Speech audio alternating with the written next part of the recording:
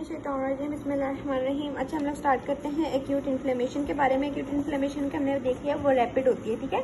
उसके बाद इसमें क्या होता है, इसके कंपोनेंट्स कौन कौन से होते हैं एक्यूट इन्फ्लेमेशन के लिए। सबसे पहले जो है ना ब्लड वेसल्स में डायलेशन होती है। डायलेशन की वजह से जो है ना ब्लड फ्लो जो है वो इंक्रीज़ होता है, ठीक है। ब्लड फ्लो इंक्रीज़ हुआ, ठीक है, ये वाला फर्स्ट कंपोनेंट हुआ कि डायलेशन हुई और ब्लड फ्लो इंक्रीज़ हुआ। दूसरा कंपोनेंट ये होता है कि इसमें जो परमिएबिलिटी है ना, जैसे इधर एंडोथेलियल सेल्स इंटर एंडोथेलियल जो स्पेस है वो इंक्रीज़ करती है इनके दरमियान से, और जो प्लाज्मा प्रोटीन्स और ल्यूकोसाइट्स हैं वो इसमें से जो है ना माइग्रेट करते हैं। इससे बोलते हैं इमिग्रेशन ऑफ ल्यूकोसाइट्स, ठीक है। माइक्रो सर्कुलेशन से इमिग्रेशन होती है, और जहाँ पर जैसे माइक्रोब्स है ना वहाँ पे ये ल्यूकोसाइट और प्लाज्मा सेल चले जाते हैं, ठीक है। ये हो गया, डायलेशन होती है, परमिएबिलिटी होती है, परमिएबिलिटी से प्लाज्मा प्रोटीन्स और ल्यूकोसाइट्स लीक करते हैं, फिर इमिग्रेशन होती है, ठीक है, ल्यूकोसाइट्स की। फिर अब आते हैं हम लोग मीडिएटर्स जो है ना मोस्टली जो है ना वो स्मॉल ब्लड वेसल्स पे एक्ट कर रहे होते हैं। अब आते हैं reaction of blood vessels in acute inflammation के क्या होते हैं कि अब हमने दो टाइप ऑफ पढ़े थे रिएक्शंस होते हैं। एक तो ये सेलुलर रिएक्शन होता है और एक वेस्कुलर रिएक्शन होता है, ठीक है। अब वेस्कुलर रिएक्शन में एक्यूट इन्फ्लेमेशन में क्या हो रहा होता है कि एक तो ये ब्लड फ्लो जो है वो चेंज हो रहा होता है, एक तो ये ब्लड फ्लो जो है वो इंक्रीज़ हो रहा होता है, ठीक है। और जो परमिएबिलिटी है, ठीक है, वो भी प्लाज्मा प्रोटीन्स और सारे इसमें से लीक आउट कर रहे होते हैं।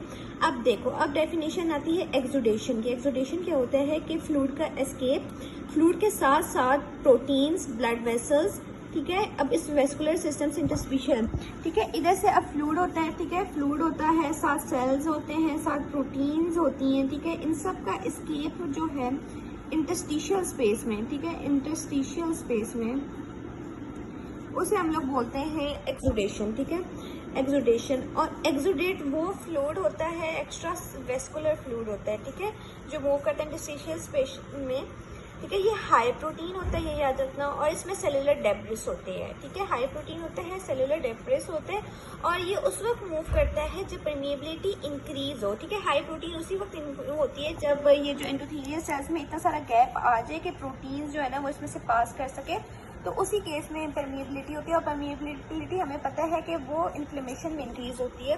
तो जो एक्सुडेट है ना जिसमें हाई प्रोटीन होता है, उसका मतलब यही है, जब जिस चीज़ में हाई प्रोटीन होगी तो उसका मतलब ये है कि उसमें इन्फ्लेमेशन हुई है, उसकी वजह से मूव किया है। फिर दूसरा होता है ट्रांसड्यूडेट। ट्रांसड्यूडेट वो फ्लूइड है जिसमें प्रोटीन की कंटेंट कम होता है, ठीक है, लिटिल, और कोई सेलुलर मटेरियल नहीं होता, उसमें सेलुलर डेब्रिस होता है, इसमें कोई सेलुलर मटेरियल नहीं होता, और लो स्पेसिफिक ग्रेविटी होती है। लो स्पेसिफिक ग्रेविटी क्यों है? क्योंकि इस प्रोटीन कंटेंट उसका कम है ना, ठीक है। और इसका ये एसेंशियल है कि ये जो ब्लड प्लाज्मा का अल्ट्रा फिल्ट्रेट है, ये जो कि उस वक्त प्रोड्यूस होता है कि जब नॉर्मल वेस्कुलर में जो है ना हाइड्रोस्टेटिक या ओस्मोटिक इम्बैलेंस हुआ, वो उस वक्त वे में होते हैं। और ये नॉर्मल इसकी वेस्कुलर परमिएबिलिटी होती है, लेकिन और प्रॉब्लम्स आ रहे होते हैं कि मतलब ये होता है कि हाइड्रोस्टेटिक प्रेशर, ठीक है, हाइड्रोस्टेटिक प्रेशर और ओस्मोटिक प्रेशर इक्वल होता है, लेकिन अगर इन दोनों का बैलेंस अगर ख़राब हुआ तो जिसकी वजह से ट्रांसड्यूडेट फ्लूइड आता है। अब एडीमा क्या होता है? एडीमा जो है ना एक्सेस फ्लूइड होता है इंटरस्टिशियल स्पेसेस में, ये दोनों तरह का हो सकता है, एक्सुडेट भी हो सकता है, ट्रांसड्यूडेट भी हो सकता है। फिर आती है पस। पस प्यूरुलेंट एक्सुडेट है। अब ये एक्सुडेट है मतलब कि ये इन्फ्लेमेटरी एक्सुडेट है जो कि ल्यूकोसाइड में रिच होता है, मोस्टली न्यूट्रोफिल्स हमने देखा है। पस में मोस्टली न्यूट्रोफिल्स होते हैं, और डेब्रिस होता है डेड सेल्स का, और केस में जो है ना मैनी केसेस में माइक्रोब्स होते हैं, ठीक। फिर अब बात करते हैं changes in vascular flow and calibre. अब क्या क्या चीज़ें होती हैं? वेजोडाइलेशन, ठीक है। वेजोडाइलेशन हमें पता है कि वेजोडाइलेशन कौन करवा रहा होता है, ये साइटोकाइंस वगैरह मीडिएटर्स करवा देते हैं। मीडिएटर्स में कौन कौन से आते हैं? हिस्टामीन आ जाता है जो वेस्कुलर स्मूथ मसल पे एक्ट कर रहा होता है, ठीक है। और इसके बाद जो ना ट्रांजिट वेजोकंस्ट्रिक्शन होती है वेजोडाइलेशन के बाद। फिर वेजोडाइलेशन में सबसे पहले क्या होता है? आर्ट्रियोल्स, ठीक है। सबसे पहले जो है ना वेजोडाइलेशन में आर्ट्रियोल्स इन्वॉल्व होती हैं, ठीक है। वेजोडाइलेशन सबसे पहले आर्ट्रियोल्स की होती